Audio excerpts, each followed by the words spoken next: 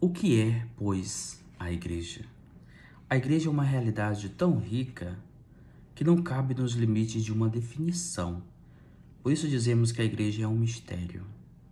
O mistério da igreja é sua relação com a Santíssima Trindade e sua união íntima com Cristo ressuscitado. Dizer que a igreja é mistério não significa que seja um enigma complicado ou um problema indecifrável, mas uma realidade que é maior do que a nossa compreensão, uma realidade que nos desafia e nos seduz.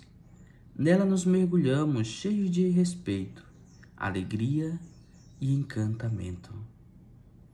Usamos imagens para exprimir o ser e a missão da igreja,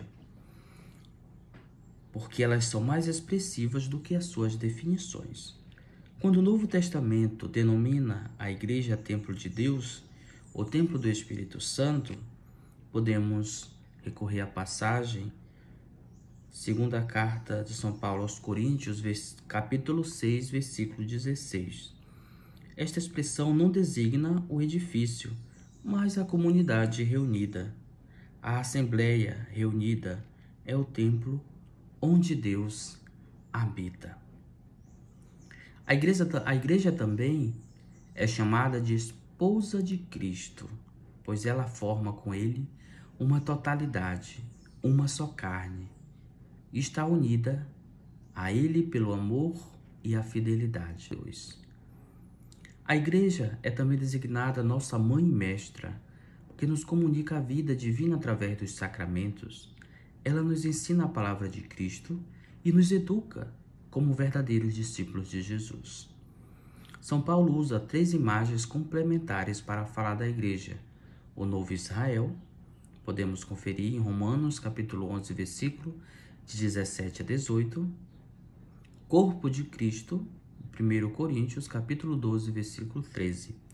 E templo do Espírito Santo, 2 Coríntios capítulo 6, versículo 16.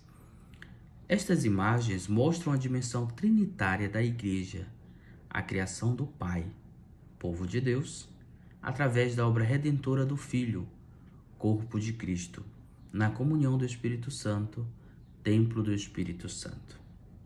Então, o Concílio Vaticano II privilegiou a imagem da igreja como povo de Deus.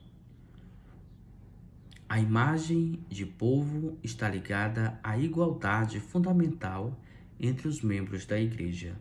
O povo de Deus recorda que ela foi preparada desde a origem da história de Israel. É um povo sacerdotal, profético e real.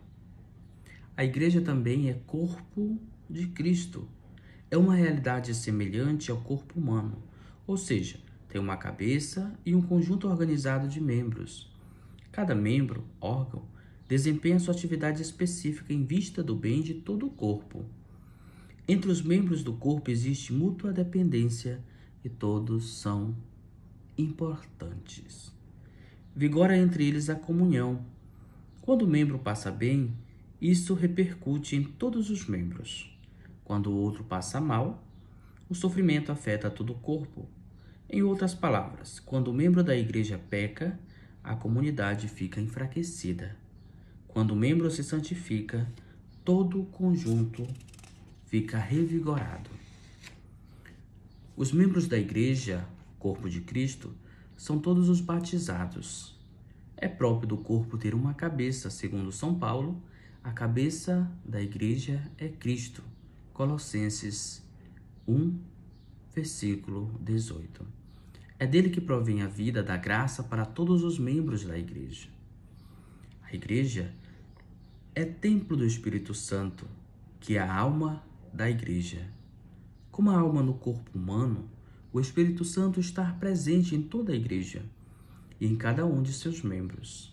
Como a alma confere vida e identidade ao corpo, assim o Espírito Santo dá vida e identidade à igreja. A igreja é também uma organização. Ela se organiza para cumprir sua missão de evangelizar.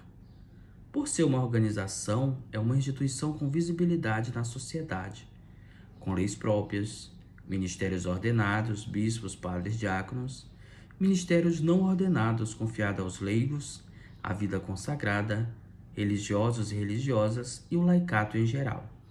Cada membro assume sua função e desempenha um serviço sempre visando ao bem de todos.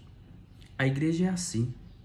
A comunidade dos que creem em Cristo, assistida pelo Espírito Santo, ela guarda a memória de Jesus Cristo, celebram e testemunha sua presença ao mundo.